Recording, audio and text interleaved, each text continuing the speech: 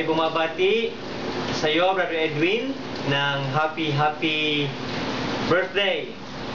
Praise God because you are fearfully and wonderfully made by God. Salamat sa Diyos sa iyong buhay.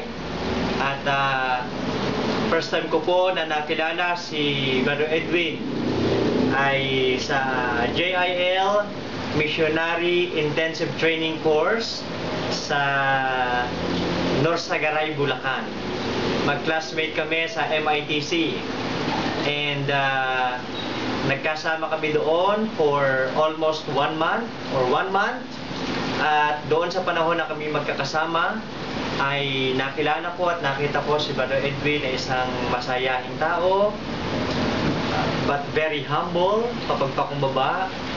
At the same time ay nakita ko talaga sa kanya yung kanyang passion to pray and passion to read and meditate the Word of God. Of course, his passion to serve God. And I believe ito isang katangian talaga ng isang tunay na lingkod ng Panginoon. Kaya Brother Edwin, ako'y nagpapasalamat sa Panginoon, pati ang buong JIL Batangas City. Kami at ang church dito ay recipient ng paggamit ng Diyos sa iyong buhay.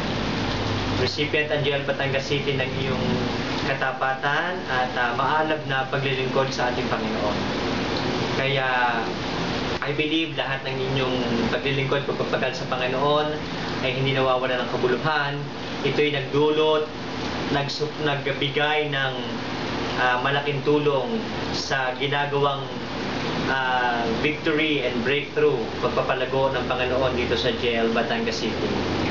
So, salamat sa iyong buhay, maging kay Sister Tess, sa inyong buong pamilya, at ang aking panalangin, bigyan ka pa ni Lord ng kalakasan, kalusugan ng katawan, mahaba pang buhay, at manatili sa iyong puso ang patuloy na kagalakan sa paglilingkod sa ating Panginoon. Tunay nga, sabi ng isang quotation, our service to God is the rent we pay on our stay here on earth. And Jesus is your reward. And of course, pagdating natin sa langit, I believe, maraming rewards ang Panginoon sa iyo. Kaya, dalangin ko na bigyan ka rin ni Lord ng more anointing and capability and capacity to serve God. At bagamat, siyempre, bilang mga pastor tayo, hindi nawawala yung mga hirap, mga sacrifice, but masarap talaga ang maglingkod sa ating Panginoon. Kagaya ni Joshua, yung isa sa hinahangaan nating lingkod ng Diyos sa Bible. At his old age, after na siya dumanas ng maraming mga sakripisyo, hirap, but of course, nandun ang pagkatagumpay ng ating Panginoon. Kahit matanda na siya, still, hindi siya nagsabi ng retirement, hindi siya nag-resign, hindi siya nagsabi ng pagtigil sa paglilingkod. Kahit matanda na siya, sinabi pa rin niya, but as for me and my house, we will. Siya at ang kanyang buong sambahayan. But as for me and my house, we will serve the Lord. I believe ito rin ang passion ng iyong puso.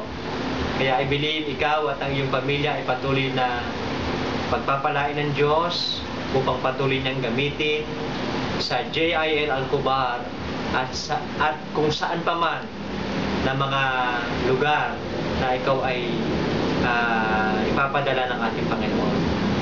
God bless you more and may you receive more of God's anointing and grace. Happy birthday and hope to see you soon. God bless.